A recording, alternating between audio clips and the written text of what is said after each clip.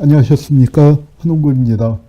네, 오늘은 한홍구의 대한민국사 읽기 첫 시간인데 시작이 좀 늦었습니다. 죄송합니다. 어제 예고 나간 거에 비해서 한 40분 늦어졌습니다. 대한민국사란 책이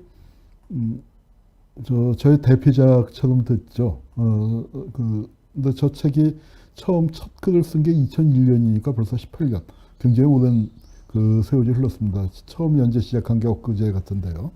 그 사이에 뭐 많은 일들이 벌어졌습니다만 저 책이 그래도 역사책 중에서 근현대사 다룬 책 중에서는 우리나라에서 꽤 많이 팔린 책으로 제가 뭐 그 다른 책도 얼마나 팔렸는지는 잘 모르겠습니다만 요새 유시민 씨 책이 엄청 많이 나갔죠. 거기하고는 굉장한 격차가 있습니다만 그래도 사학자가 쓴 것 중에서는 제법 많이 팔렸습니다. 저도 정확히 몇 부가 나갔는지 모르겠지만 아마 1, 2, 3, 4권, 4권을 합치면 한 30만 부, 1권은 한 10만 부 정도 나가지 않았나 그 기억을 합니다. 최근에는 좀 뜸해졌지만 한참 잘 나갔고 그리고 아직도 나간다는 게 저는 조금 신기하기도 해요. 왜냐하면 저 책은 처음에 그렇게 시작한 건 아니었는데 주간지에다가 연재를 하다 보니까 역사와 시사를 결합한 그 글이 되어버렸습니다. 그래서 상당히 내용의 많은 부분이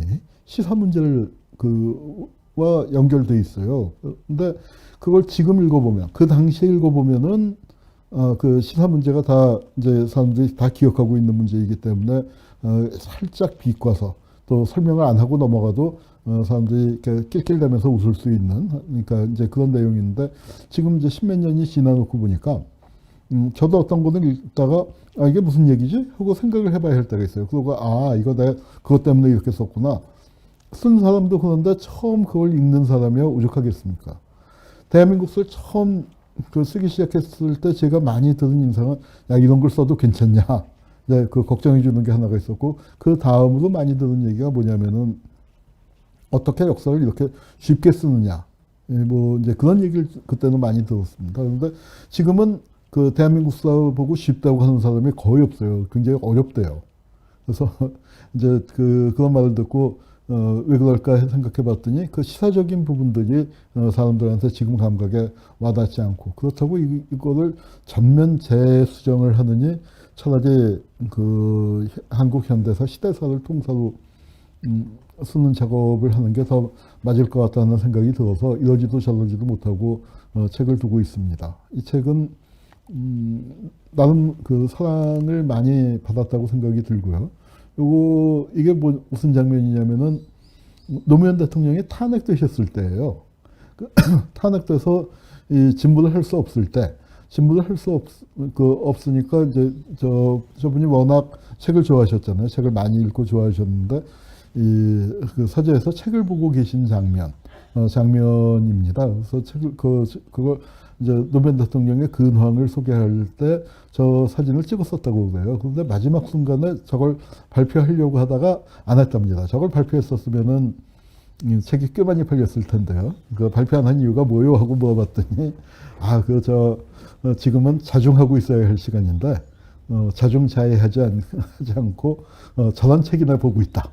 이제 그런 공격을 받을까봐 저걸 이 사진을 공개하지 않았다고 하는데 책을 꽤 재밌게 읽으셨던 모양입니다. 제가 노무현 대통령하고 개인적인 인연은 거의 없어요. 그냥 공식적인 자리에서 몇 번 이렇게 봤는데 악수할 때 처음 이제 뵙고서 공식적인 석상에서 악수할 때 손 이렇게 좀 악수를 해보면 알잖아요. 근데 좀 살짝 힘을 주시면서 책 잘 봤습니다 하고 인사를 해주셨었습니다. 그리고 이 책이 이제 책을 내고 몇 년쯤 지났나요? 한 7, 8년 지났으니까 책이 이제 7, 8년 지나면은 이제 팔릴 만큼 팔리고 좀 판매량이 줄어들다가 갑자기 회춘을 했습니다. 국방부 선정 불온도서로 이제 그 선정이 됐는데 뭐 한 30여 종이 그 불온도서가 됐는데 그 중에서 대한민국사가 4권이니까 여기 대표 서적들을 이렇게 고르는데 대한민국사는 5개가 나가버렸죠. 1, 2, 3, 4권에다가 세트까지 해서 제일 이제 단권으로서 유명했던 건 그 나쁜 사마리아인들, 그 다음에 또 현기영 선생님의 지상의 숟가락 하나, 이제 이런 것들 있었는데 대한민국사가 좀 저 덕분에 국방부 덕분에 유명세를 탔어요. 나중에 이제 그 저 출판사 뭐 필자들 모여이 특히 이제 출판사에서 중심이 돼서 명예훼손이다. 손해배상 소송을 하자. 그래서 손해배상 소송을 하자고 하는데 솔직히 약간 좀 그 캥겼습니다. 왜냐면은 손해를 본 게 아니라 오히려 책이 더 많이 팔렸거든요. 명예훼손 소송을 하자 하면은 이제 드는데 또 명예훼손과 손해배상을 같이 하는데 하나만 낄 수가 없어갖고 이제 같이 끼긴 했습니다만 그 책은 이 국방부가 이제 선정해 주는 바람에 한참 잘 팔렸습니다. 이제 그래서 이 국방부의 시대착오적인 불온서 선정을 규탄한다 했고 이 책방에 가면은 영광의 불온도서 해가서 코너를 따로 만들었고 대한민국사가 4권의 세트까지 있으니까 그 진열을 해놓기에 좋았었던 모양이에요. 그래서 그리고 저는 보질 못했는데 누가 그래요? 홈쇼핑에도 대한민국사가 세트로 나온 적이 있었다고. 그래서 이게 참 그러니까 그건 웃지 못할 일들이 있었습니다.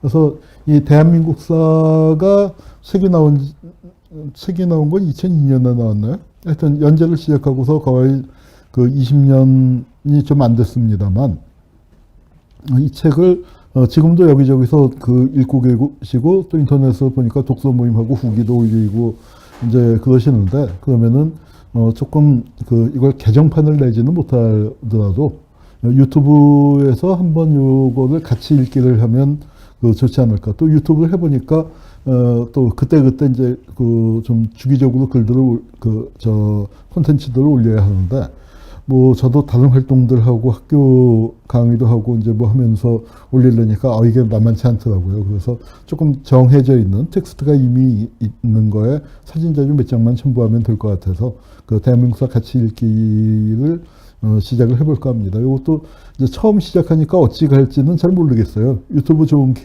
조금 이렇게 융통성 있게 하려고 하는데 저 대한민국사에 실린 꼭지가 대개 한 100편쯤 듭니다. 100편쯤 되니까 한 주에 하나씩 하면은 2년이 걸려서 좀 너무 길지 않나 하는 생각이 들어서 한 주에 2개씩 했으면 하는 욕심인데 한번 해보고요. 2개 하는 게 좀 바쁘고 무리다 싶으면 하나를 조금 더 자세하게 설명드리는 걸로 하고 또 웬만하면은 2개 그냥 밀고 나가보는 걸로 하는데 오늘은 2꼭지 준비했는데 첫 번째 꼭지는 머릿말을 조금 보니까 길게 썼더라고요. 그거는 역사 이야기에 연재됐던 건 아니고 책을 낼 때 다시 묶어서 아니야 이게 거의 연재할 때 시작했던 글입니다. 그 연재할 때 시작했던 글인데 그 얘기를 이제 좀 하면서 좀 얘기를 풀어나갈까 합니다. 네. 자, 이게 다시 생각해 보니까 서문으로 따로 쓴 거예요. 그래서 역사를 보는 자신의 눈을 갖자. 이게 대한민국사를 하면서 이 독자들에게 당부하고 싶은 가장 중요한 얘기였습니다. 왜냐하면은 그 당시에 그 안티조선 운동이 그런 것들이 많이 벌어지고 있었는데 그게 뭐냐면 우리 그 시민들이 자기 눈으로 세상을 보지를 못하고 있다 하는 생각이 들었습니다. 자기 눈으로 세상을 봐야 하는데 이게 그렇지 못한 거예요. 그래서 이 사람 그리고 객관적인 관점이라는 게 도대체 있는가? 조선일보는 자기네가 객관적이라고 주장을 했거든요. 제가 볼 때는 대단히 편파적인데요. 그래서 그 관점 문제를 다뤄보고 싶었습니다. 그래서 이 서론에서 제일 먼저 시작을 한 게 황희정승 얘기가 나옵니다. 황희정승 얘기가 나오는데 다 아시는 얘기일 거예요. 황희정승이 왜 길 가다가 여기 이제 하인하고 길을 가다가 다투는 두 사람을 만났습니다. 그래서 그 중에 한 명이 어쩌고 저쩌고 하니까 그래 네 말이 맞구나. 그랬더니 그 상대편에서는 또 억울할 거 아니야. 아닙니다 대감마님 하고 어쩌고 저쩌고 했더니 네 말도 맞구나. 그랬더니 같이 가던 하인이 좀 답답했던 모양이에요. 어떻게 얘기가 2개가 다 맞느냐고. 그럼 싸움이 안 되잖아요. 그러니까 대감마님 제가 들어보니까 이렇고 저렇고 해서 이런 것 같습니다. 했더니 씩 웃으면서 네 말도 맞구나. 라고 얘기했다는 거예요. 아니 근데 조선 500년의 최고의 명제상이라는 황희정승의 판단력이 그거밖에 안 되지는 않았겠죠. 황희정승이 아마 다투고 있는데 살짝 장난기가 발동했던 모양입니다. 서로 이렇게 다투는데 뭐 들어보면 다 그럴듯해요. 우리가 딴 거 안 듣고 자유한국당 얘기만 들으면 심지어는 또 그럴듯해 보이는 그럴 때도 더러 있지 않습니까? 말이 안 되는 경우가 대부분이지만. 그래서 그러니까 이거를 그 누구 입장에서 바라보느냐. 결국은 이제 그 자기 입장에서 얘기를 해야 하는데 저는 조선일보가 극우의 입장에서 극우의 얘기를 하는 거 뭐 마음에 안 들지만 있을 수 있다고 생각합니다. 그런데 조선일보가 진짜 나쁜 건 뭐냐면 극우이면서 자기네가 객관적이고 인 것처럼 얘기하는 거. 그게 잘못된 거죠. 그래서 황희정승 얘기 이제 그 다른 게 뭐냐면은 그러니까 이 얘기가 이제 다들 그럴듯해 보이지 않느냐. 그 얘기를 이제 다시 더 풀어봤습니다. 더 풀어본 게 바로 그 유명한 영화 라쇼몽이죠. 라쇼몽 그 영화, 그 여러분들 이제 다 그 이제 보신 분, 요새는 안 본 사람이 많은 것 같아요. 제가 대한민국에서 처음 연재할 때만 해도 저거 비디오 가게에서 많이들 빌려다 봤었는데 지금 젊은 학생들한테 물어보면 영화 아주 특별히 좋아하는 학생들 아니고서 모르더라고요. 저희 52년도에 나온 작품인데 지금도 평론가들이 세계 10대 영화 고르라고 하면은 그 안에 꼭 드는 그런 영화입니다.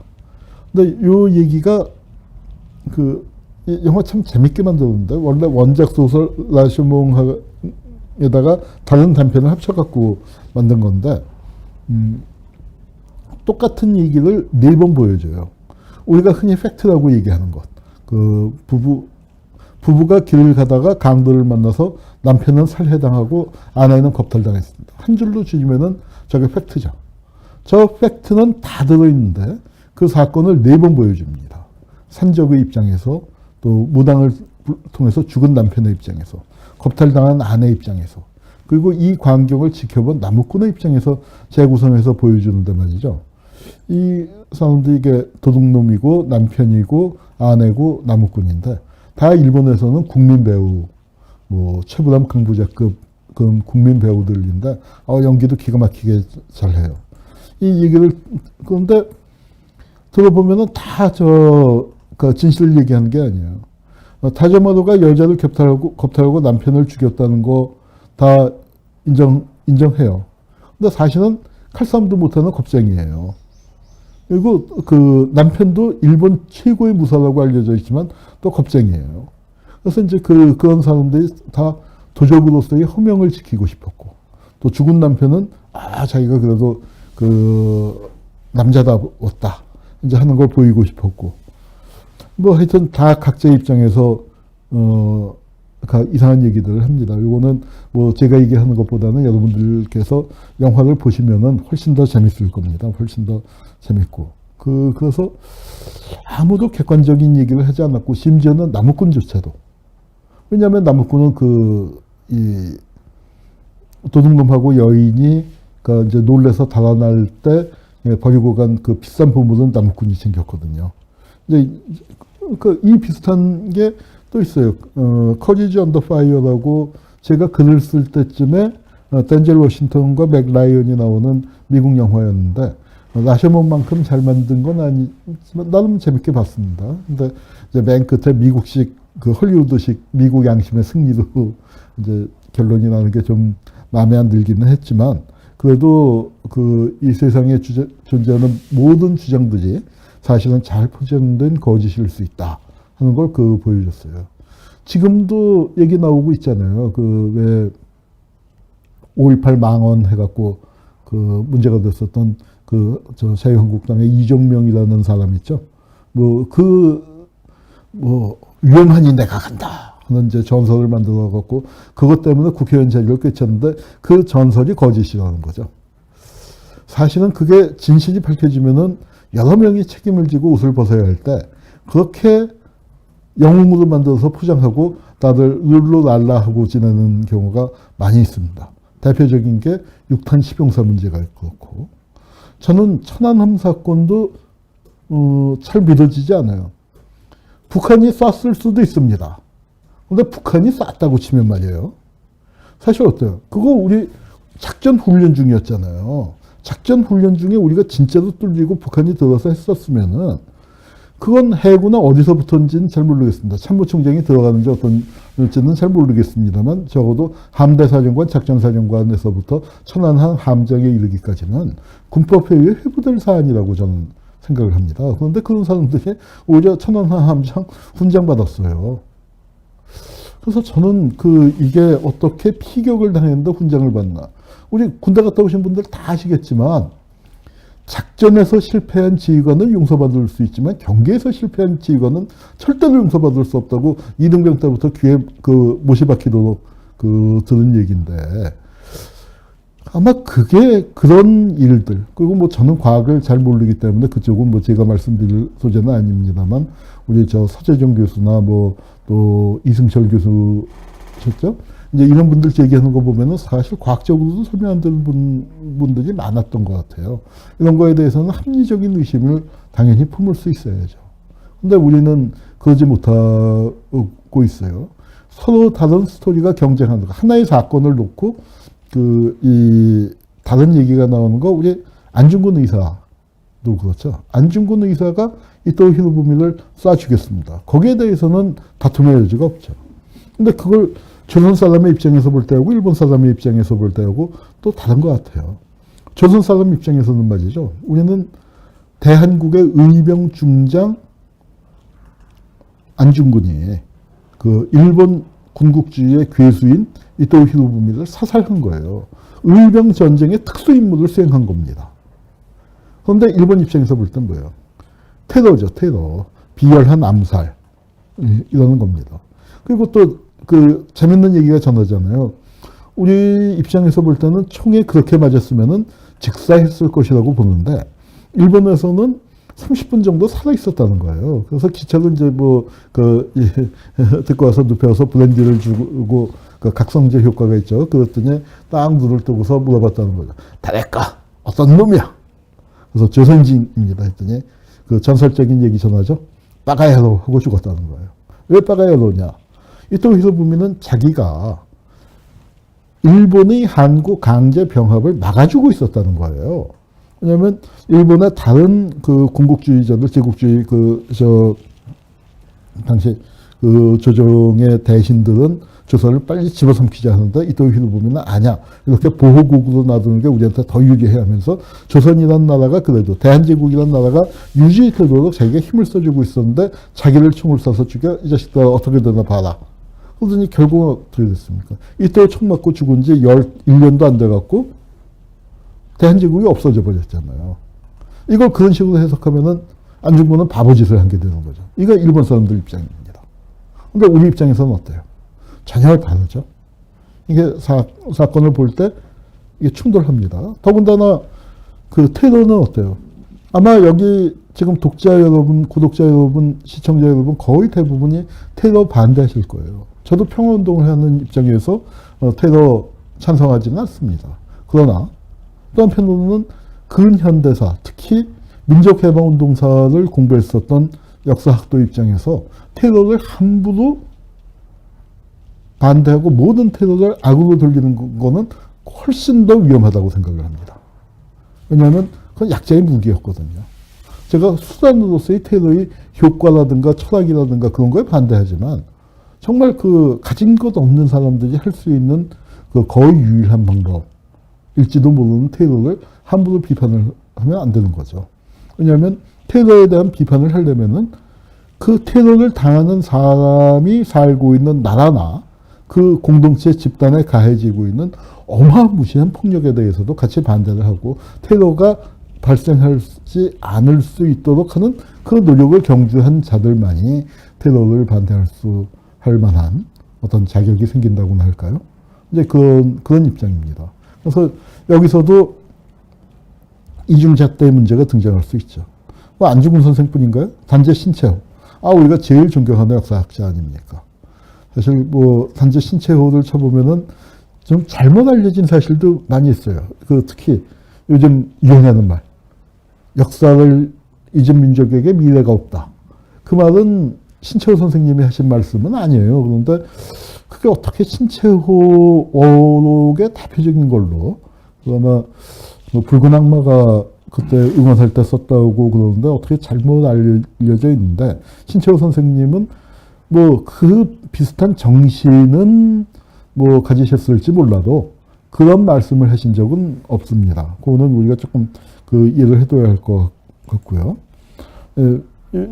이게 독서실론에 보면 무정신의 역사는 무정신의 민족을 낳으며 무정신의 국가를 만들어낼 것이니 어찌 두렵지 않느냐. 민족을 버리면 역사가 없을 것이다. 이제 이런 말씀을 하신 바는 있는데 그게 이제 조금 뭐 말을 다듬어 갖고 그 얘기는 뭐 제가 잘 모르겠습니다만 윈스턴 처칠이 어디 연설을 해서 했다 그렇게 전해지는데 그게 좀 잘못 알려져 있는 것 같아요. 하여튼 뭐 신채호 선생님 뭐 누구나 다 존경하는 역사학자죠. 아주 꼿꼿한 이광수가 변절할 기미를 보이니까 서서 세수하는 모습을 보여주면서 대야에도 그 고개를 숙이면 안 된다. 이제 하는 이제 그거 보여주셨던 이제 그런 분이신데, 그러니까 그 우리가 볼 때는 최고의 역사가고 최고의 지사고 최고의 실천파 지식인이겠죠. 그런데 자본주의 사회에서 기준으로 보면 뭐예요? 파렴치한 위체 사기 문제. 아마 뭐 지금으로 치면은 유가증권을 위조했다 하는 얘기입니다. 자본주의의 기본 질서를 교란한 파렴치범이죠. 누구 입장에서 서서 보느냐 달라지는 거예요. 우리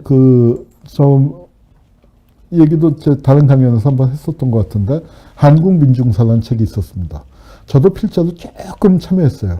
뭐 다른 필자들은 뭐 한 100페이지씩 쓰는데 저는 한 10페이지나 썼나?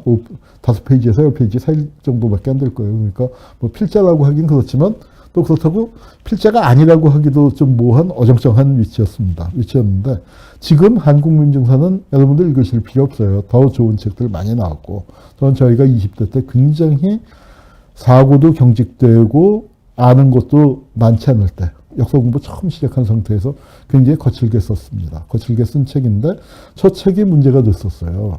이 책을 출판했었던 나병식 선배가 구속이 됐습니다. 5년을 구형받았어요. 6월 항쟁이 터지는 바람에 빨리 풀려났지만 이거 전단 정권 조금 그대로 6월 항쟁 없이 갔었으면 한 3, 4년은 좋게 받았을 사건입니다. 그런데 이 풀빛 출판사에서 낸 다른 대표적인 책이 넘어넘어예요. 죽음을 넘어 시대의 어둠을 넘어. 80년대는 주에서 다 넘어넘어라고 했는데 광주 민중항쟁, 5.18 항쟁에 대한 그 당시에 우리가 접할 수 있었던 가장 정확한 역사적 기록입니다. 지금도 그렇죠. 최근에 이 책을 증보판을 한 500페이지, 600페이지로, 이거 책은 한 300페이지 됐는데, 그 증보판을 냈습니다. 증보판이 나왔지만 하여튼 이 넘어넘어는 정말 광주 민중항쟁의 역사적 진실을 가려내는 밝혀나가는 데서는 기념비적인 책입니다. 이 책은 광주 민중항쟁이라는 게 전두환 정권이 가장 감추고 싶어 했었던 것이죠. 가장 감추고 싶어 했었던 게 광주 민중항쟁인데 이거 책을 냈을 때 나병식 선배가 구속 안 됐어요. 조금 뭐 고생을 했죠. 그리고 구류 살았던가 그런데 구속 안 됐었습니다. 그런데 한국민중사라는 책을 내니까 이 책을 내니까 잡아다가 징역 5년을 구형을 한 거예요. 참 놀라운 일이죠. 자기 눈으로 역사를 바라본다는 걸 그렇게 광주의 진실이 밝혀지는 것보다도 훨씬 더 위험하게 군사정권이 여겼다 하는 점입니다. 그만큼 자기 눈으로 세상을 바라보는 게 중요한 거죠. 우리가 역사를 바라본다는 것, 자기 눈으로 세상을 바라보자는 뜻이 있고 대한민국사를 쓰면서 밝히고자 했었던 것 중에 하나, 특히 시사 쪽으로 좀 방점이 찍히면서 밝히고자 했었던 것 중에 하나는 지금 우리 앞에 벌어지는 모든 문제들에는 역사적인 뿌리가 있었다. 하늘에서 하루아침에 뚝 떨어진 문제는 하나도 없어요. 이 일이 이렇게 흘러온 역사적인 경과가 있습니다. 그 경과를 알아야 해결 방안이 보이는 거죠. 물이 흘러내려오는 방향을 봐야 어디로 흘러갈 것인가를 알 수 있는 것처럼 그렇게 이제 우리가 직면하는 역사적인 문제들의 뿌리를 좀 살펴보자. 그리고 역사적인 공부를 하는데 역사를 모르다 보니까 당하는 경우들도 좀 많이 있었던 것 같아요. 예컨대 뭐 고무렵에 참 문제가 빨리 풀리는 바람에 글을 쓰지는 않았습니다만 예컨대 그 호주제 논쟁 같은 걸 볼 때 수거 쪽에서 우리나라의 전통적인 미풍양속이라고 들고 나오는데 이 여성계에서 그 부분을 잘 답변을 못 하시는데 전혀 아니거든요. 일본 제국주의가 들어서 만든 게 호주제지. 뭐 우리나라 옛날 호주제, 호주란 용어를 쓰긴 했지만 전혀 달랐었거든요. 근데 그런 거 보면서 아 이게 우리 그 시민사회에서 벌어지는 여러 문제들의 역사적인 뿌리를 밝혀주면은 그쪽에서 운동을 하는데 좀 도움이 되겠구나. 우리 역사 공부하는 사람으로서 그런 서비스, 현실에 대해서 뭐 그렇게 연대할 수가 있겠구나 하는 생각을 갖고 여러 가지 문제들을 이제 건드리게 됐습니다. 그래서 이제 그때 이제 그러면서 그러니까 이렇게 이제 복잡한 세상에서 자기 눈을 갖는 게 왜 중요하냐. 세상 일도 골치 아프고 역사도 골치 아파요. 신문과 방송에서 교과서에서 얘기하는 거 다 믿을 수 있나요? 전혀 그렇지 않아요. 그래서 이제 앞으로 그런 세상에 좀 왔으면 좋겠긴 하지만 그걸 헤쳐나가려면 한참 걸리거든요. 지금 세상이 저 글을 쓸 때보다는 조금 좋아졌죠. 그래도 저 글을 쓸 때가요. 돌이켜보니까 태평성대예요. 저게 김대중 노무현 정권. 김대중 정권 말기에 연재 시작했거든요. 그래서 노무현 정권 때 이제 썼었던 건데, 박근혜 정권이었으면은, 이명박 박근혜 정권이었으면 그의 톤이 또 많이 달라졌었을 겁니다. 이제 그래도 우리가 조금 태평성대였기 때문에 역사를 돌아보면서 이제 이런 얘기를 할 수 있었고요. 그래서 이제 우리가 합리적인 의심을 좀 가져보자 하는 얘기를 한 거예요. 제가 수업 시간에 쓰는 슬라이드를 그냥 갖고 왔는데 객관적인 역사는 존재하는가? 객관적인 역사 사실 존재하지 않는단 말이야. 아까 라셔몽 얘기를 했지만 그 팩트라고 할 수 있는 부분을 놓고도 얼마나 다양한 얘기가 나옵니까? 그래서 우리가 합리적인 의심을 갖는 거. 우리 앞에 전해지는 거예요. 무조건 안 믿어서는 안 된다고 생각해요. 근데 합리적으로 의심을 제기할 만한 곳은 의심을 제기해야죠. 근데 합리적인 의심이 봉쇄된 게 가령 천안함 같은 거 아까 잠깐 말씀드렸지만 대표적인 거죠. 우리 인사청문회 때 헌법재판관 인사청문회 때 조용환 변호사 개인적으로 아주 잘 아는 선생님이고 또 아주 존경하는 굉장한 실력자죠.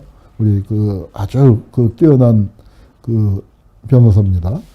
조용한 변호사가 헌법재판소에 들어가는 걸 저쪽에서 길을 쓰고 막으려고 하면서 시비를 건 게 천안함 사건이었어요. 천안함 사건에 대해서 정부 발표를 신뢰하느냐 했더니 정부 발표 믿는다. 그러나 법률가로서 확신을 가지지 못하겠다. 기본적으로 받아들이지만 합리적인 의심을 품을 수 있는 부분이 있다는 걸 굉장히 완곡하게, 청문회 제기다 보니까 완곡하게 받아들인다고 했어요. 그런데 그걸 확신을 갖고 있지는 않다라는 표현을 트집 잡아서 시비를 걸어갖고 결국은 헌법재판소 재판관이 안 됐습니다. 저는 그때 민주당이 참 잘못했다고 생각해요. 그걸 끝까지 관철시켰어야 했는데 지내놓고 보니까 아하, 통합진보당 해산을 꿈꾸던 게 아닌가. 조용한 변호사 같은 분이 계셨으면은 법리상 조용한 변호사가 통합진보당의 지지자는 아니지만 그래도 법리로서 원내 제3당을 저 정도의 일로 해산시키는 건 법리로서 말이 안 된다는 걸 충분히 입증을 하고 아마 다른 헌법재판관들이 논파당했을 거예요. 논리적으로. 그러니까 아마 그런 것 때문에 안 했던 게 아닌가 생각을 합니다. 우리가 이중잣대 얘기 많이 하잖아요. 요새는 이중잣대란 말보다 내로남불을 더 많이 쓰죠. 내가 하면 로맨스고 남이 하면 불륜. 근데 자, 이거 이러면 안 되잖아요. 이중잣대? 우리 이중잣대 가지면 안 되죠. 출근 시간은 어기면 욕먹고, 퇴근 시간은 지키면 욕먹고. 사람들마다 이중잣대. 요새는 이중잣대를, 내로남불 이중잣대를 자유한국당이 더 많이 써요. 문재인 정권 공격하는 데다가, 인터넷 찾아보면 그렇습니다. 근데 우리 자식들에게 똑바로 살아라. 정의롭게 살아라. 가르치기 참 힘들죠. 왜? 친일파들 부귀영화 떵떵거리고 누리고 있잖아요. 노근희 사건. 우리가 학살당했다고 이제 하는데, 이거 노근희만 얘기하고 베트남 학살 얘기 안 할 수 있나요? 일본군 위안부. 우리가 참 끔찍하게 당했죠. 그래서 여성들 인권을 위해서나 뭐 이거 당연히 우리가 강력하게 그 풀어나가야 할 문제 맞습니다. 그런데 이것을 얘기할 때 민족적 관점에 서서 일본만 비판할 수 있을까요? 우리는 돌아보면 어때요? 한국전쟁 때 한국군이 위안부지도 운영했습니다. 이 얘기는 나중에 언제 기회가 되면 하죠. 기지촌 정화라고 해서 박정희 때 그 미군 상대 위안부를 국가가 관리하고 했었잖아요. 그래서 이런 거 생각하면은 우리가 그러니까 내로남불 이중제 때 가지면 안 되고 우리가 어떤 비판의 기준을 세웠으면 그 비판의 기준을 자기 자신도 돌아보는 성찰적인 자세를 가져야 한다고 생각을 합니다. 그래서 그리고 이제 그의 마무리 부분에서 이 얘기를 했더라고요. 역사를 다한다는 것은 무엇인가?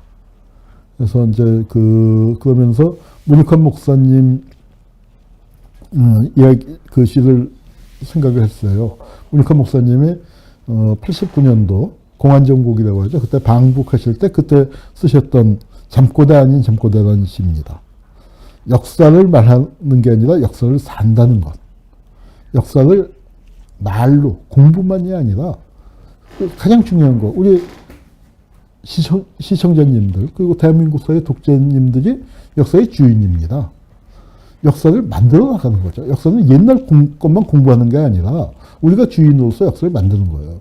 우리가 보낸 오늘 하루가 내일의 역사가 됩니다. 여러분들이 하셨었던 촛불이 10년, 20년, 30년이 지나서 누군가가 대한민국사 같은 책을 쓸 때 거기에 한 페이지로서 한 챕터로서 가장 중요한 챕터로서 들어가게 되는 거죠. 여러분이 역사의 주인입니다.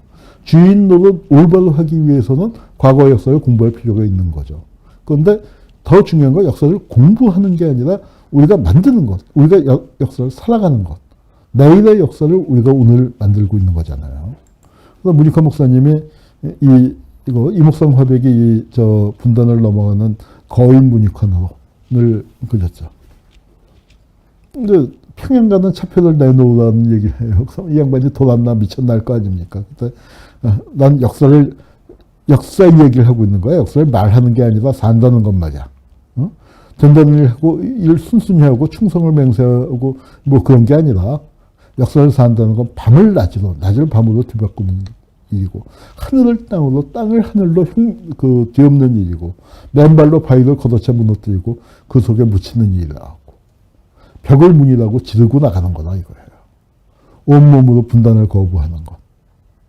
이제 이런 그 실천적인 자세를 강조하셨습니다. 그래서 이제 그 얘기를 쓸 때 2003년 1월이었는데 아마 뭐 노무현 대통령이 당선이 됐었고 미선희 효순이 촛불을 겪은 다음이었는데도 수업 시간에 6월 항쟁 비디오 틀어주다가 좀 울컥했어요. 이한열 장례식 날 여기 가던 모였던 사람들 다 어디 갔나? 다 어디 갔나? 이 사람들이 다 그러니까 미선희 효순이 촛불 때 이만큼 모이진 않았지만 시청 앞을 꽤 많이 채웠지만 거기 모인 사람들의 절대 다수는 새로운 청년들이었거든요. 그래서 이 사람들이 다 어디 갔을까 궁금했는데 앞으로 그러니까 우리 역사에서 보면 2016년, 17년 촛불 때는 다 나온 건 아니지만 그래도 많이 만났죠. 많이 만나게 됐고 그래서 이 역사를 살아갔던 사람들과 이야기를 나눠보겠다 하는 마음으로 이제 연재를 시작을 했습니다. 자, 그러면은 이제 첫 번째 이야기로 그러니까 한 30분이 조금 더 걸렸네요. 한 꼭지 한 30분 정도, 40분 정도 걸리지 않을까 싶습니다. 그럼 이제 이게 처음에 들어가는 말 말고 처음 썼던 게 단 한 번도 왕의 목을 치지 못한 우리의 역사를 얘기한 겁니다. 뭐 왕의 목을 꼭 쳐야 맛인지는 모르겠습니다만 한 시대로 넘어갈 때 구시대를 정리하지 못한 앙샹 레짐을 정리하지 못한 그 부분을 좀 얘기한 거예요. 그래서 우리가 이제 과거와의 단절 이게 참 중요한데 중요한 사진을 빠뜨리고 왔네요. 우리 뒤에 있는 것들을 좀 앞으로 당겨야겠습니다. 우리 사진 정 목사님 사진 한 80번쯤에 있는 거였는데 이 사진을 앞으로 옮기는 걸 제가 잊어버렸습니다. 프랑스 어땠습니까? 프랑스 혁명. 찾으셨어요? 80번쯤에? 네, 프랑스 혁명 예, 엄청났죠. 이 엄청난 혁명을 치르고 어떻게 됐습니까? 단두대에서 말이에요. 왕의 목을, 이게 루이 16세 목을 잘라갖고 내보이고 있는 그런 장면이었어요. 단두대 날이 아주 그림인데도 시퍼렇죠. 그래서 또 마리 앙뚜아네트도 이제 그 단두대에 세웠고. 근데 이제 여기 보면 그 설명을 보면 그 프랑스 왕정이 끝나는 이 역사적인 순간에 이상하게도 군중은 적막했다. 환호한 게 아니고 그 머리를 내보였을 때 아마 혁명이 불러올 그 잔인성을 자각했기 때문일까. 조금 보수적인 해석을 이렇게 내렸습니다만. 자, 우리 프랑스는 왕의 목을 치고 나가고 공화제도 갔는데 우리는 왕의 목을 치지 못했었단 말이죠. 왕의 목을 친 프랑스에서도 공화정을 듣다가 나폴레옹이 황제치기 하잖아요. 역사의 반동이 심했습니다. 우리는 왕의 목을 치지도 못했기 때문에 역사의 반동이 더 심했던 거죠. 우리가 승리에 짜릿한 감격이 없었어요. 해방이 됐지만 어떤 의미에서는 해방도 좀 주어진 해방이라는 성격이 강했었던 거고요. 이제 그 얘기를 풀어나가는데 이 시작을 이렇게 했습니다. 우리가 너무 바쁘게 살아왔다. 우리 보고 은근과 끈기의 민족이라는 그렇게 우리가 배웠었거든요. 그러니까 아마 이게 이승 선생님 표현이었나? 하여튼 은근과 끈기의 민족이라고 했는데 바쁘다 바빠를 연발을 한다는 거예요. 그러다 보니까 이제 그때 제가 요새 시간이 많이 흐른 다음에서 인터넷에서 자료를 찾을 수가 없는데 그때 기사에는 이제 재밌게 제가 봤었던 거 이 얘기를 쓴 게 조선족 얘기예요.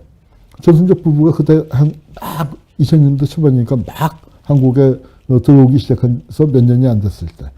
그래서 이제 부부가 한꺼번에 들어오는 경우보다는 한쪽이 들어서 자리를 잡고 이제 다른 배우자를 초청을 합니다. 그러면 한 4, 5개월, 6개월 정도 시간이 걸리죠. 근데 남편이 한국에 먼저 왔든 마누라가 한국에 먼저 왔든 간에 상대방이 오고 나면은 그날 저녁에 부부가 꼭 싸운다는 거예요. 뭘로 싸우냐 하면은 이제 늦게 온 양반이 참다가 저녁에 폭발을 하는데 뭐냐면 왜 말끝마다 빨리빨리 그렇게 하고 내가 뭘 그렇게 굼뜨게 했다고 빨리빨리 그렇게 입에 달고 사느냐. 이제 그런데 한 두어 달 지나고 났더니 그 부인도 또 늦게 온 남편도 다 뭐든지 얘기할 때 빨리빨리 하더라.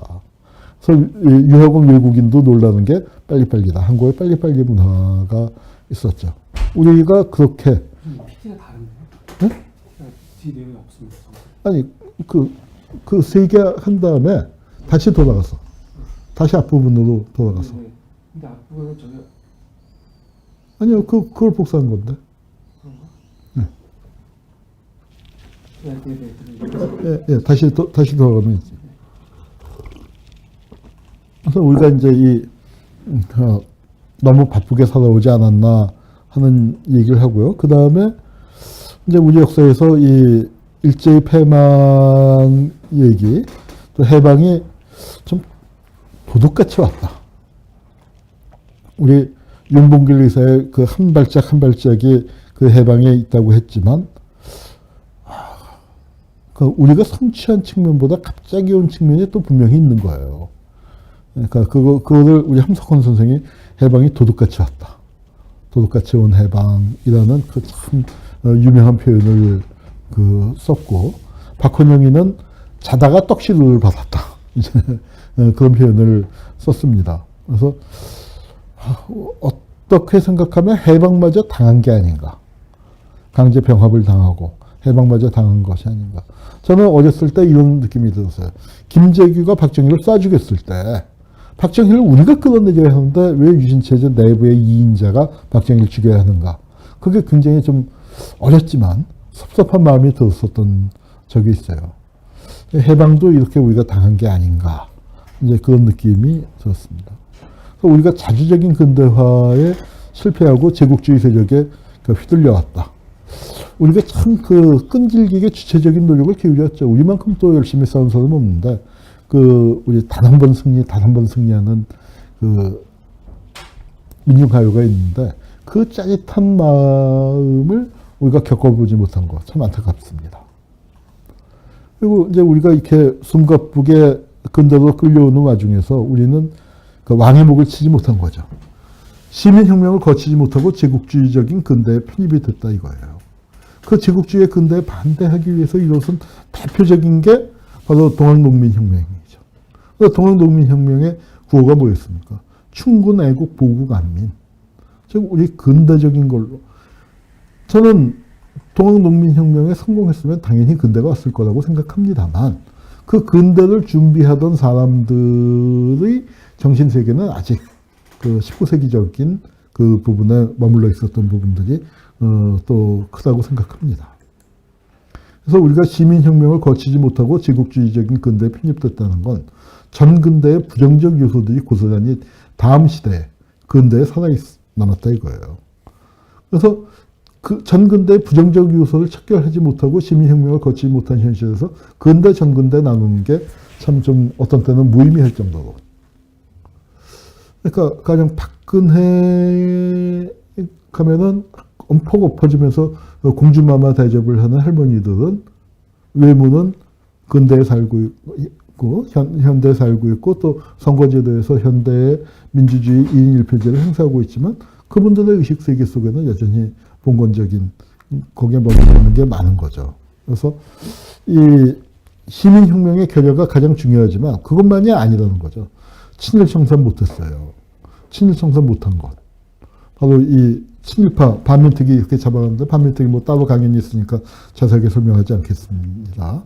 노덕수리가 잡혀갔는데 노덕수리가 이게 살아남았잖아요. 친원수도 보이고. 왜냐하면 국회 프락치 사건을 통해서 반민특위 만들던 의원들을 쳐버렸죠. 그리고 어떻게 했습니까? 백범 암살이 벌어졌는데 영화 그 암살에서는 이정재가 친일파가 무죄받고 풀려나니까 어디선가 안호균과 명호가 나타나서 쏴 죽이죠. 근데 우리 현실은 어떻습니까? 거꾸로 아니에요. 거꾸로. 무죄받고 풀려난 이정재가 안호균을 잡아 죽이는 게 우리의 현실이죠. 그리고 백범마저 잡아 죽이는 그런 현실이 되어버렸습니다. 그러다 보니까 이제 4월 혁명도 마찬가지고 우리가 그 5.16 군사 반란도 이제 짓밟혀버리고 4월 혁명을 했지만 그 다음에 박정희 정권을 또 우리 반유신 민주화운동 그래서 그 부마 항쟁 같은 것들이 이제 터지면서 박정권이 위기에 몰리고 그래서 박정권이 죽었어요. 그렇지만 우리가 박정희를 제대로 장사 보내지 못하다 보니까 박정희 신드롬이 나오고 박정희 동상이 서고 박근혜가 대통령이 되는 그런 불상사까지 일어났습니다. 여기 민주화운동이 확실하게 장사 지내지 못하고 허무하게 보낸 박정희는 지금 부활을 꿈꾸고 있다 했는데 참 시간이 많이 흘렀죠.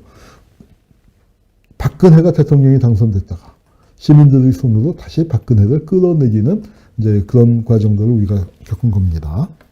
이런 얘기가 이제 역사책에 새로 쓰여져야 한다는 거 이렇게 드라마틱한 일들이 또 많이 일어났기 때문이죠.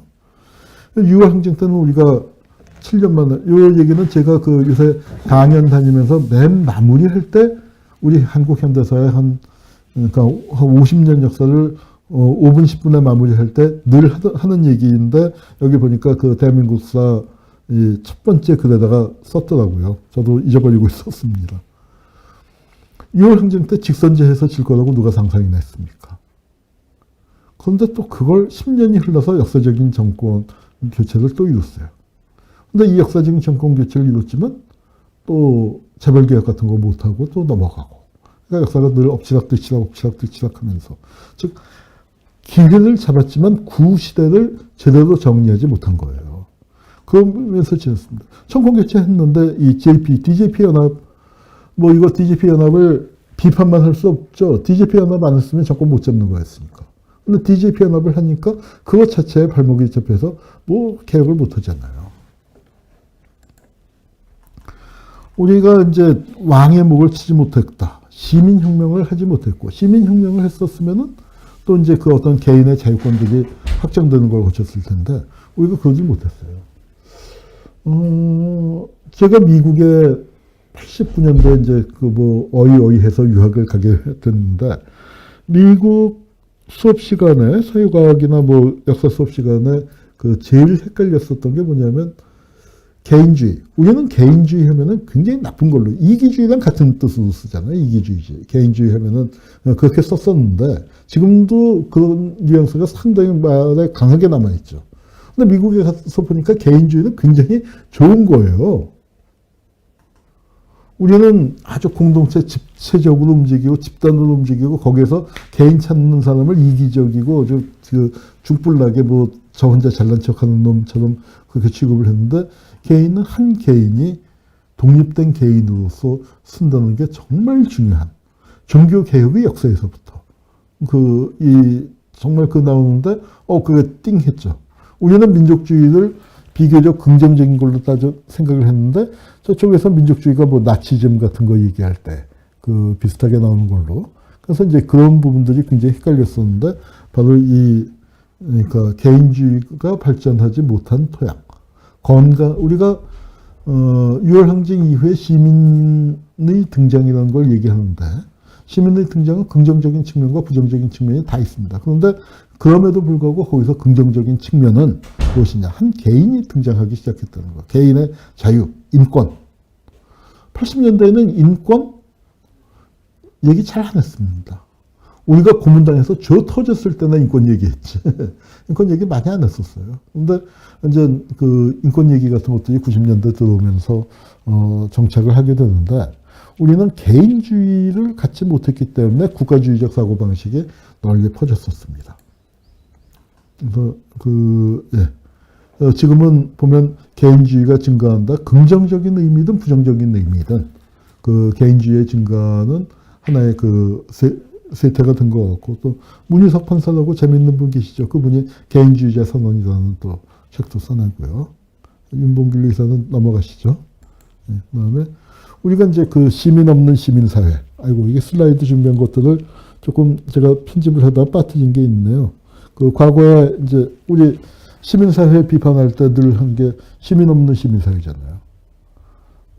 저는 이건 노동을 배제한 거하고도 밀접한 관련이 있다고 생각합니다. 왜 시민이 없을까요? 시민 중에 절대 다수를 차지하는 노동자들이 시민사회 내에서 설 자리가 없으니까. 그것도 굉장히 중요하고 시민운동을 시민단체 중심의 시민운동 이제는 끝났습니다. 그냥 끝났다고 생각해요. 촛불 이후에는 완전히 새로운 시민단체들이 남아서 명맥은 유지하고 있습니다만 무게중심이 전혀 안 실리죠. 그러니까 아마 시민단체의 제가 대한민국사를 연재하던 시기쯤이 시민단체의 전성시대. 그러니까 낙선운동하고 그거 썼던 것 같고 점점 시간이 지나면서 진짜 시민들이 대두되는 그 시기로 왔죠. 그래서 이제 우리는 그러니까 이 시민도 늦게 출현했고 제일 먼저 사라진 게 인민이 사라졌죠. 우리 번역 자체를 잘못하죠. 국민에 의한 국민을 위한 국민의 정치 하는데 사실 of the people, by the people, for the people 할 때 people은 정확하게 번역하면 인민입니다. 인민은 국민이 만들어지기 이전이죠. 인민이 모여서 국가를 만들고 그래서 국가의 구성원이 됐을 때 비로소 국민이 되는 건데 우리 헌법 보세요. 국민이 모여서 국가를 만든 걸로 돼 있어요. 근데 원래 헌법 초안은 그렇지 않았습니다. 여기 글씨가 너무 깨졌네요. 글씨가 깨졌는데 헌법 전문에도 보면 또 1조에도 보면 조선인민으로 돼 있어요. 조선인민이 모여서 대한민국이라는 국가를 만들고 그 다음에 대한민국 국민으로 거듭나게 된다. 이게 유진호 박사가 쓴 초안인데 윤치영이라는 이승만의 이제 최측근이 있었죠. 그 사람이 인민은 공산당 용어야 하고 그냥 북북 그어버리고 이제 그리고 다른 국회의원들도 그래 국민이 좋겠어 해서 우리가 잃어버린 아름다운 말 인민이죠. 그리고 동물한 말도 잃어버리고 이제 그렇게 됐습니다. 그래서 이제 하여튼 시민 없는 시민운동, 시민 없는 시민사회. 그래서 민주주의 본연의 견제의 기능을 잘 하고 있지 못하다는 말씀을 드렸고 그게 촛불로 이제 나온 거고요. 우리가 이식된 근대화를 거쳤어요. 이식된 근대화를 거치면서 처음에는 이식이었지만 그 이식된 게 자리를 잡아가다 보면 뭐 흉도 없어지고 그다음에 기능도 이제 살아나고 해서 지금은 많이 그렇게 된 게 많습니다만 저는 가장 대표적인 이식이 선거제도였다고 생각해요. 우리 민족해방운동, 독립운동에서 민족의 해방을 위한 투쟁은 정말 치열하게 했습니다. 죽어나가고 했는데 그 민족해방 투쟁 내부에서 일반 민주주의를 위한 투쟁은 어느 정도 했었냐면 솔직히 좀 미뤄졌다고나 할까요? 일단 선해방, 선독립, 후민주 그런 분위기가 짙었습니다. 그러다 보니까 이게 이제 좀 삐그덕삐그덕거리는 부분이 있었고 그 다음에 뭐 이것도 전에 다른 강연에서 설명한 것 같습니다만 미국이 한국의 어떤 독립운동가들이 원하던 또 대중들이 원하던 진보적인 정책을 다 쓸 수가 없으니까 대신 뭘 했냐면은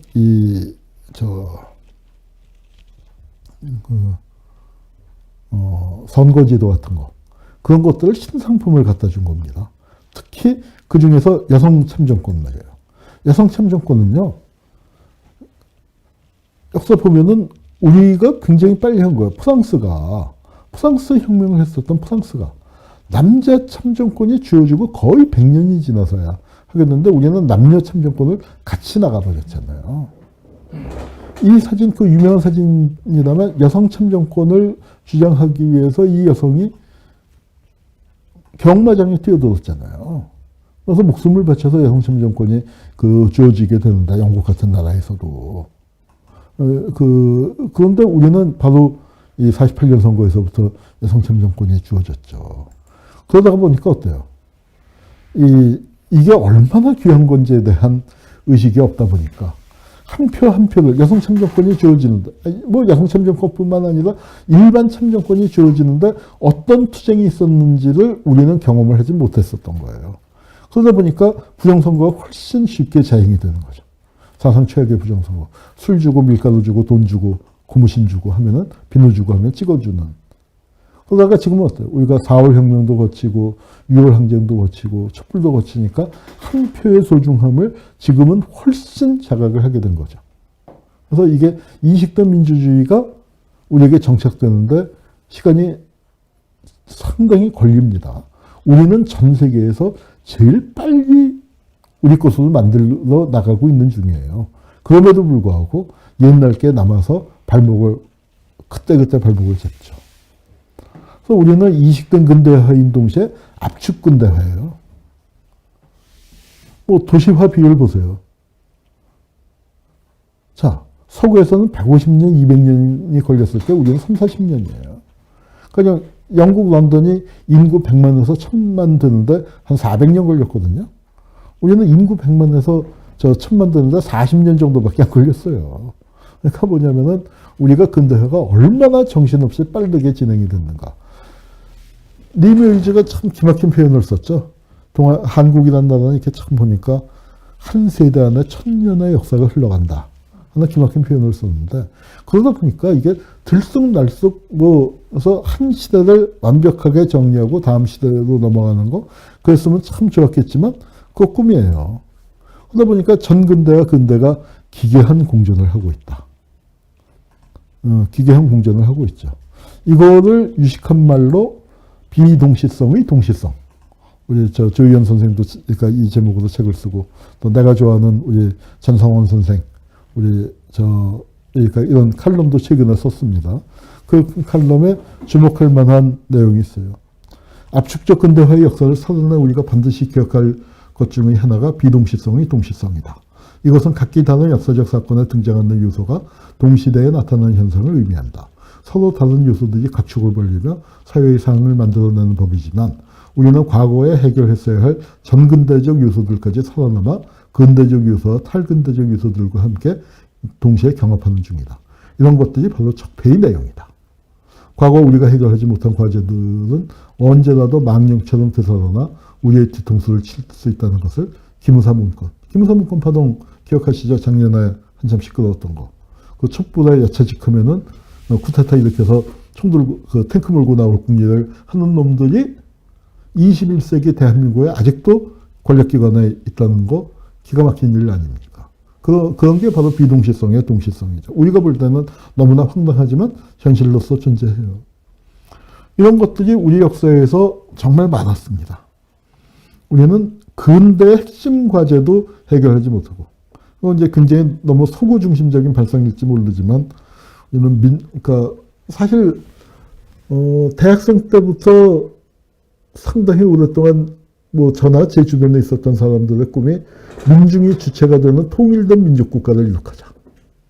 통일된 민족국가를 당위로서 생각했죠. 지금은 통일된 민족국가라는 게, 우리가 이제 약간 착각을 한 거, 우리는 고려 시대부터 시작해서 고려, 조선, 그 통일된 민족국가의 민족이란 개념은 이 근대적인 거지만, 통일된 이 한국 사람들의 어떤 단일 국가 체제가 굉장히 역사적으로 오래되다 보니까 그걸 당연시 여기는데, 한 민족이 단일한 국가 체제를 갖기 시작한다는 거, 그거 보면은 한 150년 정도밖에 안 돼. 그리고 실제로 그게 만들어진 거는 한 70년밖에 안 돼.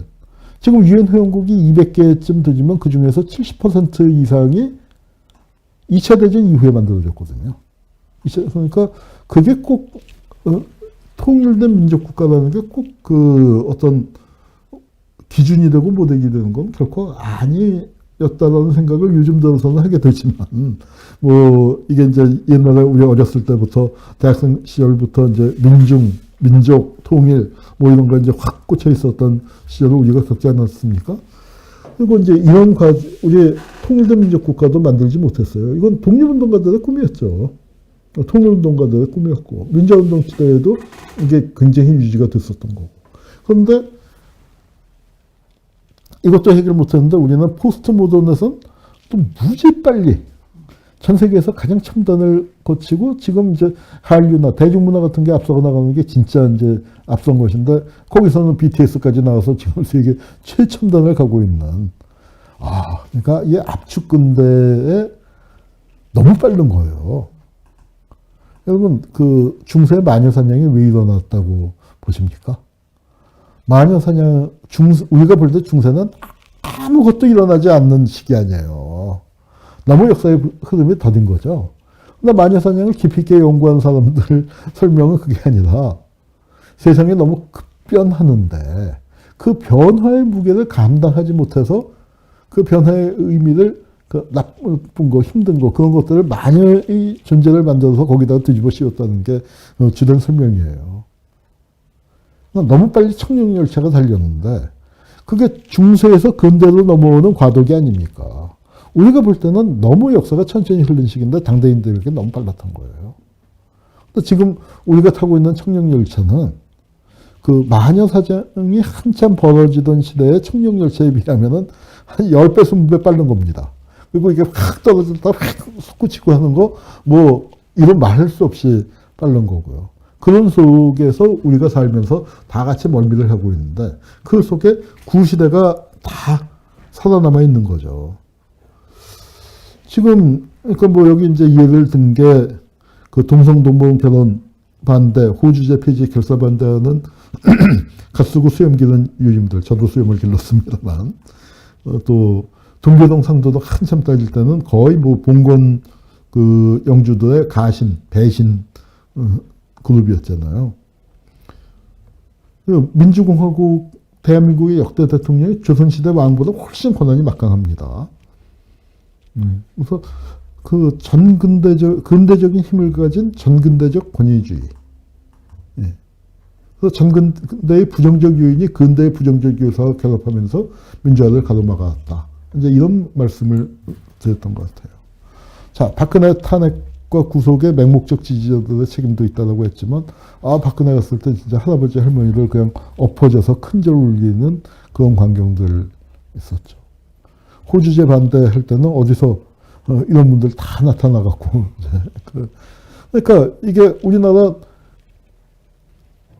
아주 최첨단 청담동을 가면은 뉴욕보다 더 앞선 것들이 많은 시기에 또 한편에서는 이게 동시에 벌어지고 있는 일이었단 말이죠. 이건 어때요?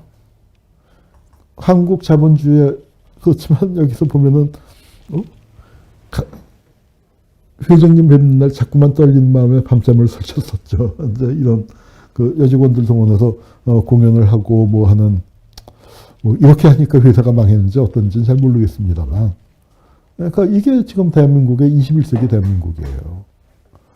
그리고 언론사에서는 가장 지식인들이 모였었던 언론사에서는 또 뭐가 있었습니까? 회장님 힘내세요. 했었던 그런 분위기다. 그런 생각이 들었어요. 우리 사회가 이제 굉장히 급격한 변화를 거치면서 특히 2000년대에 들어오면서 아주 사회가 강팍해졌습니다. 사실 강팍한 걸로 치면 진보가 강팍해야죠. 근데 우리나라는 보수가 훨씬 더 너그럽지 못한 것 같아요. 그러니까 뭐 훨씬 더 몰라도 하여튼 만만치 않게 우지. 근데 특히 이제 우리 역사에서 이렇게 거쳐오다 보면은 칼자루를 잡고 한 사회의 진보를 반대하는 사람들의 역사를 또 한번 생각을 해볼 필요가 있는데요. 가령 법조계 원로들은 71년 사법파동 때 거기 사표 안 쓰고 그랬던 사람들이 살아남아서 그러니까 헌변도 만들고 이제 그렇게 되는 거고요. 그러니까 이 정교조 한참 탄압할 때 그때 교장 선생님들이 대개 누구냐면 이게 4.19 직후에 교원노조가 만들어졌을 때. 그래서 교원노조가 경북에서만 8,000명의 사표를 쓰고 굉장히 썼거든요.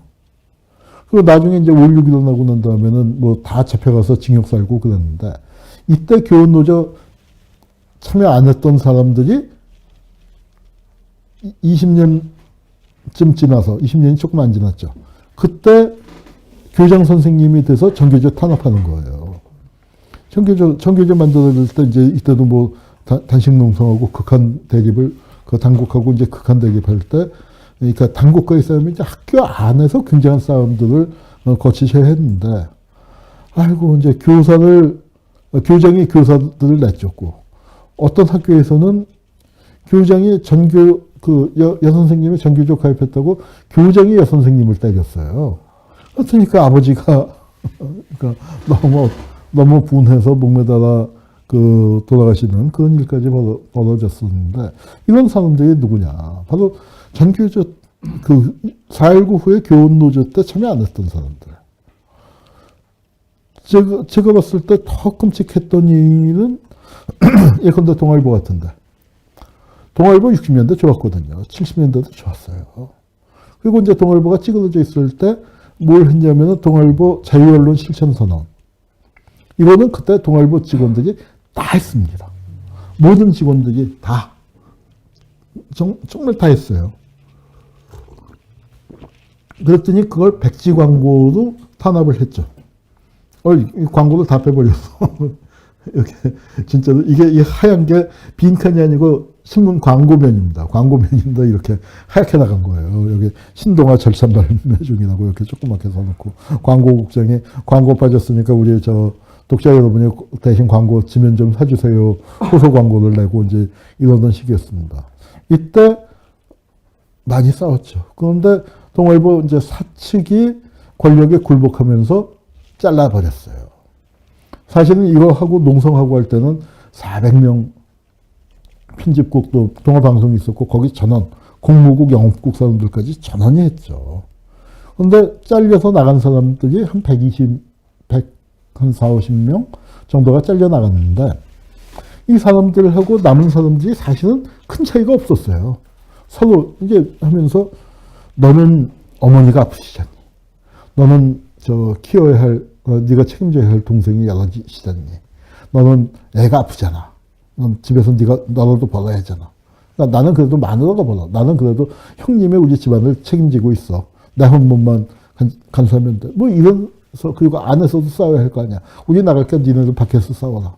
뭐 이런 분위기들이 돼 있었고 서로 공감을 했는데, 이게 이제 갈라지고 세월이 지나고 하니까 이분들이 출근 시위를 하는 거예요. 동아일보사 앞에서 이렇게 하는데, 동아일보 회사에 남아있는 사람들은 이거 들어갈 때 바늘방석이었겠죠. 눈도 못 맞췄겠죠. 조금 용기 있는 사람들은 그래도 저녁에 이제 이분들이 길 건너편에 여관에 숙소를 잡고, 세종여관인가 거기 숙소 잡고 있을 때 뭐 소주 들고 찾아오기도 하고 처음에는 그랬다고 그래요. 그러다가 이제 나중에는 눈도 안 맞추더니 어떤 일이 벌어지냐. 저 새끼들은 왜 여기 와서 지랄이야? 우리가 복지가 안 시켜주나? 저 중앙정보부에서 다, 한 건데 왜 여기 와서 지랄이야?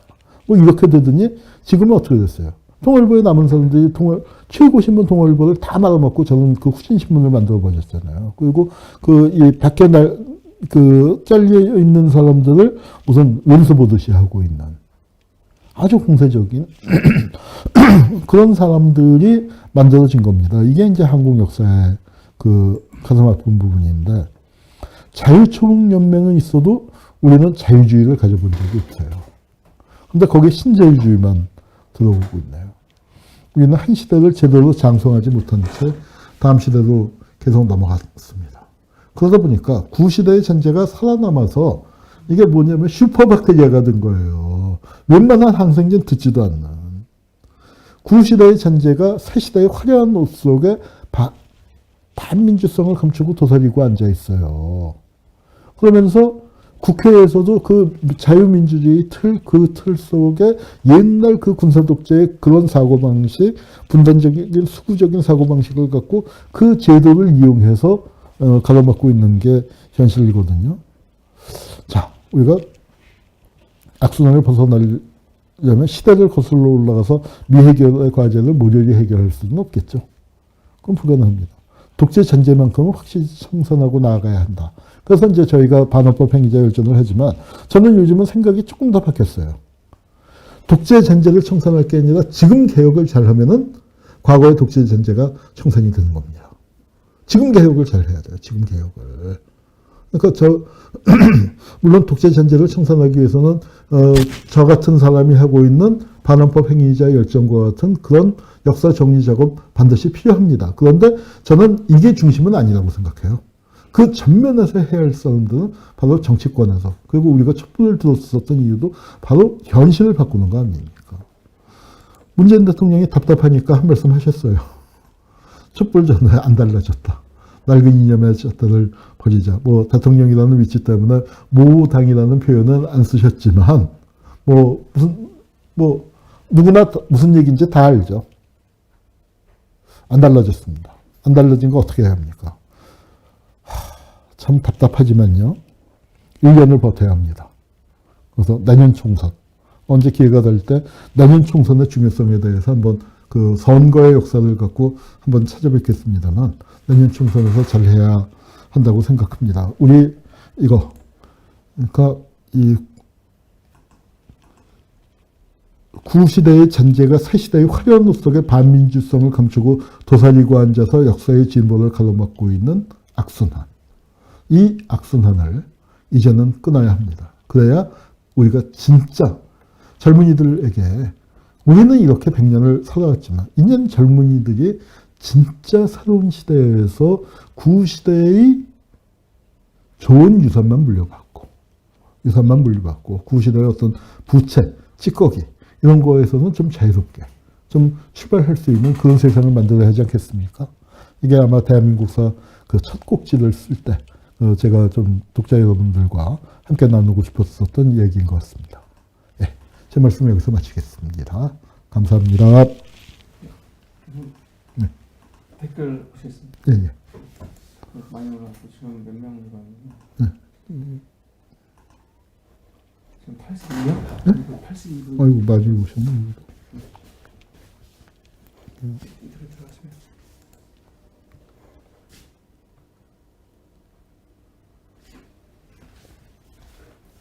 이거 한번 드릴까요? 네? 그걸로 볼까요? 네.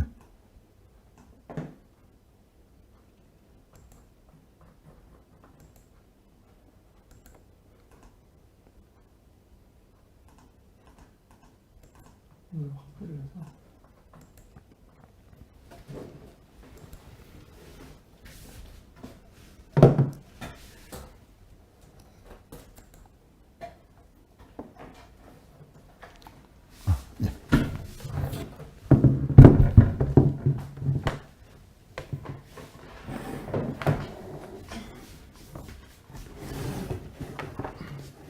어디서부터인가요?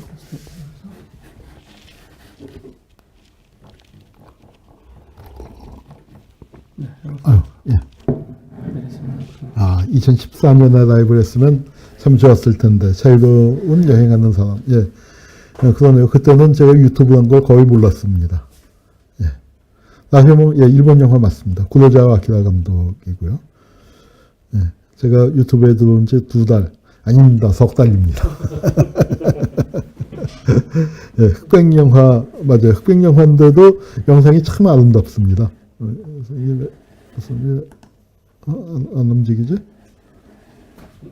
이거 넘어갔습니다. 이게 좀 듀얼이어서 제가 넘기겠습니다. 넘어가. 네. 예. 좀 벗어나면 넘어가. 예, 예.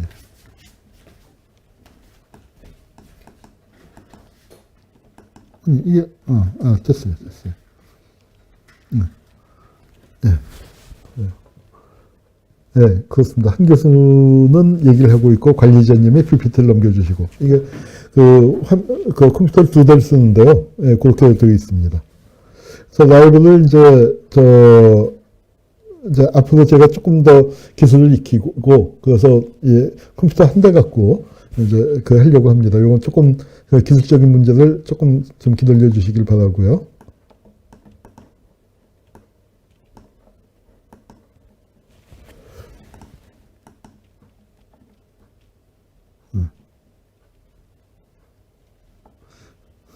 느짐님, 말주임표를 했지만 자한당 테러하고 싶은 마음을 자제하시기 바랍니다.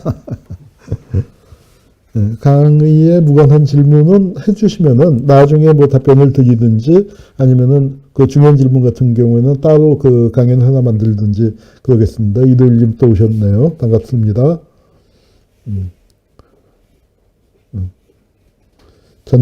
전두환은 한번 사실은 5.18 기념으로 하면 좋은데, 뭐가 밀려갖고, 6월에 하든지 7월에 하든지, 하려고 합니다. 강의가 끝나면 질문을 어디에 해야 하나요?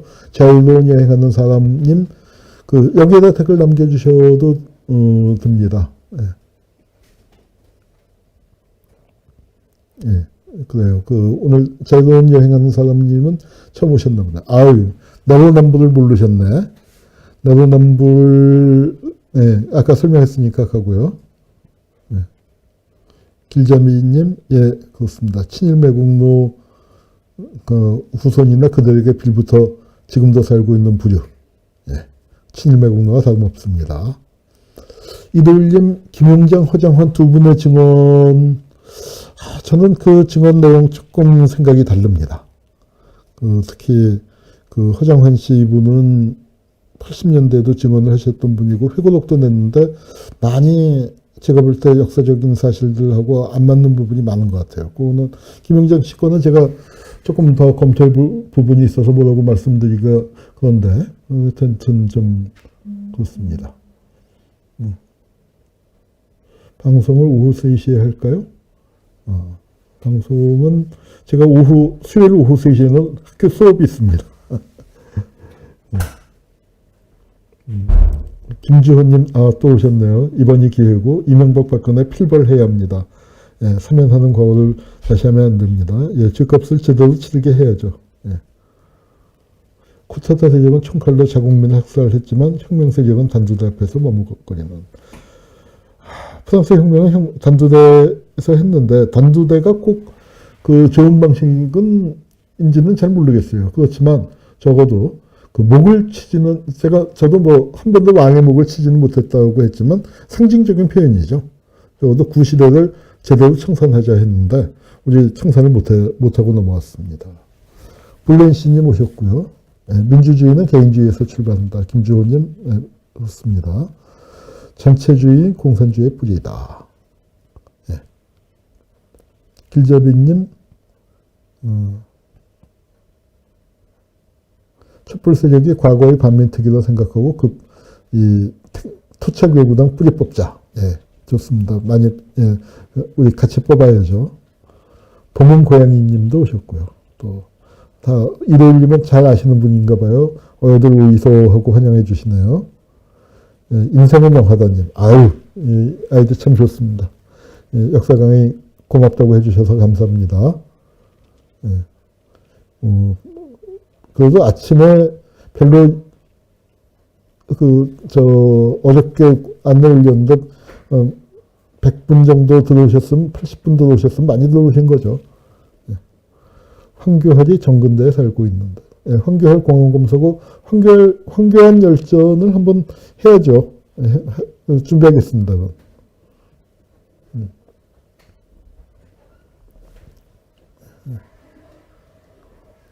이들님 아직도 왕조국가의 관성에 뿌리 깊게 남아있다.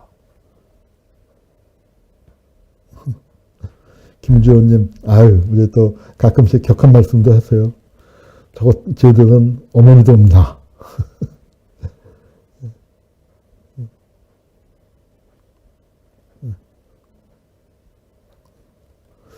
치치님, 정교조가 지금 법의 노조도 되는데, 저건 결단내에서 합법노조 만들어주면 되는데, 눈치를 많이 보고 있네요.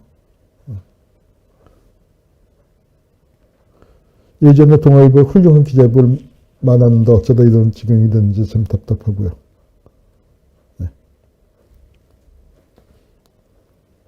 이도일님, 그런 한겨레가 지금은, 예, 저도 한겨레 안타까운 점이 너무 많습니다. 네.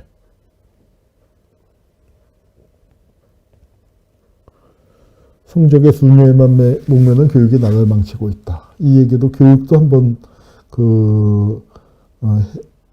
하겠습니다. 살아가는데 필요한 교육을 아주 진솔하게 가르치는 교육으로 바꿔야 합니다. 열리님은 얼마 전부터 대한민국사를 읽기 시작하셨다고 하셨네요. 그 주변에 같이 읽으시는 분들께 이런 강의 있으니까 알려주세요. 저도 조금 오늘 이제 해보고 강의 저자 직강으로 좀 더 준비해 보겠습니다. 자유로운 여행하는 사람님은 라이브에는 처음 오신 모양입니다. 예, 반갑습니다. 그리고 다육이 세상 킴? 라니?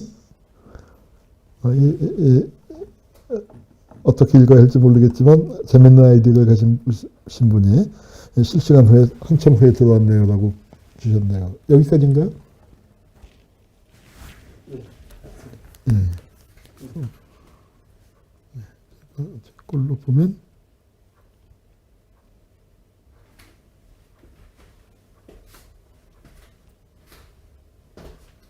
스마트폰으로 해주시면? 스마트폰으로 여기까지. 어딘가요? 아니 관리자 모드에서는 이게 안 보입니다. 여기서 이게 있으시간 지금. 이게 글씨가 작아서 잘 안 보이네. 예. 라이브에 참여했다. 안 보이나? 달라. 댓글만 읽어주시고 작성 전에 읽지 말아 달라고 또 하셨네요. 네. 알겠습니다. 본인 말씀하셨습니다. 네, 여기. 영상을 올려서 편집하는데 얼마나 걸리나요? 이거 시간이 제법 걸립니다. 채팅창에 후원을 하면 좋을 텐데, 이거 후원 나갑니다. 후원, 우리 이 홈페이지 보시면은 후원 나가고요. 오늘 참 잊어버리고 후원을 안 했는데, 반헌법 행위자 열전에 회원 가입해 주시는 게 제일 좋고요. 또 여기 슈퍼챗 쏴주셔도 좋고요. 또 별도로 우리 이 계좌에 후원해 주셔도 대단히 감사합니다. 여기 후원해 주시는 건 전액 반헌법 행위자 열전 작업에 투입이 되고 있습니다. 네. 관리자 얼굴이 살짝 보였다고 하셨나요? 네, 맞습니다. 살짝 보이셨습니다. 네. 그래요. 그래서 오늘 여기까지 오늘 했고요. 오늘 밤에 5.16 내일이 5.16이죠. 오늘은 5월 15일이고.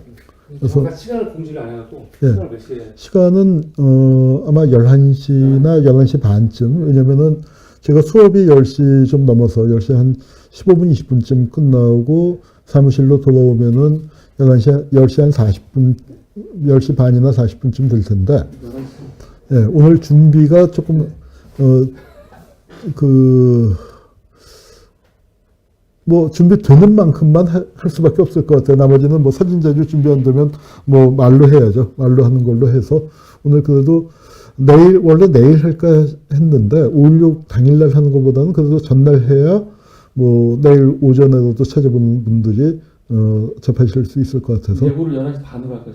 예, 11시 반으로, 예, 11시 반으로 시작을 하겠습니다. 어차피 늦게 시작하는 거 30분쯤 늦어지는 걸 양해해 주시기 부탁드리고요. 예, 좋습니다. 아이고, 느림님이 또 후원을 해 주셨네요. 혹시 다음 책 준비하고 계신 건 있으신가요? 이 질문을 많이 받는데, 제가 지금 반헌법 행위자 열전이라는 책, 그러니까, 그거는 거의 30권짜리, 25권짜리 세트를 준비 중입니다. 저 혼자 준비하는 건 아니고, 그래서 거기에 이제 시간을 쏟다 보니까 제 개인 작업은 못하고 또 새 원고 청탁을 거의 요즘 안 받고 있는 상황입니다. 그래서 이제 그건 좀 그 양해를 해 주시고요. 하여튼 뭐 그 전에 쓴 것들을 좀 모아서 하는 거나 짬짬이 뭐 조금씩 이제 쓰는 게 쌓이고 있긴 한데 그걸 모아서 따로 책을 내는 건 조금 뭐 그래서 딱히 준비 중인 건 사실은 준비 중인 게 2권이 있었는데 지금 밀어놓고 그러니까 이번 여름방학이 되면은 좀 시작해 볼까 하는데 하나는 그 전에 낸 책 중에 작물바구니라고 있죠.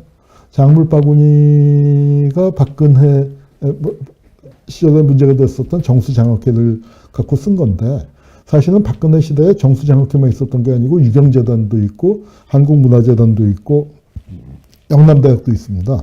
이 4개를 같이 묶어갖고 그러니까 처음에는 작물바구니의 개정판을 준비하려고 하다가 이게 좀 일이 커져서 그 4개 하는 거 한 반쯤 썼는데 또 학기 시작하고 뭐 하다가 보니까 미뤄지고 또 작년 하반기에 큰 프로젝트 하다 보니까 아예 열어보지도 못하고 한 1년 넘게 묵혀두고 있고요. 또 하나는 우리 다섯수레의 김태진 선생님, 아까 동아토이 봤지만 동아토이의 그 원로십니다. 그때는 청년도도 참여하셨는데 지금은 이제 80이 넘으셨는데 그 원로 선생님께서 통일에 대해서 하라고 그냥 강권을 하셔서 제가 어른의 말씀을 거역하지 못해서 알겠습니다 하고 통일 강연을 5번을 했어요. 언제 했냐? 2017년 말에 했습니다. 그리고 그거를 2016년 만에 했어요. 16년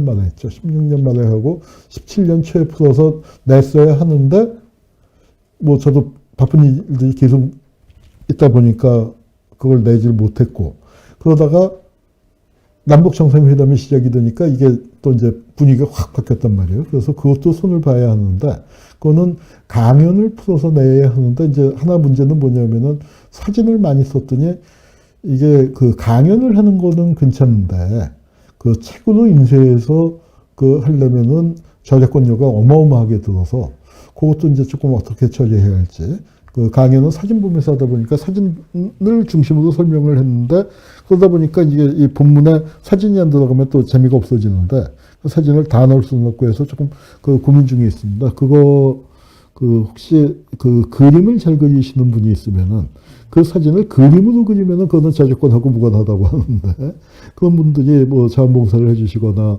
뭐 참여해 주시면은 큰 도움이 될 것 같습니다. 그래서 예.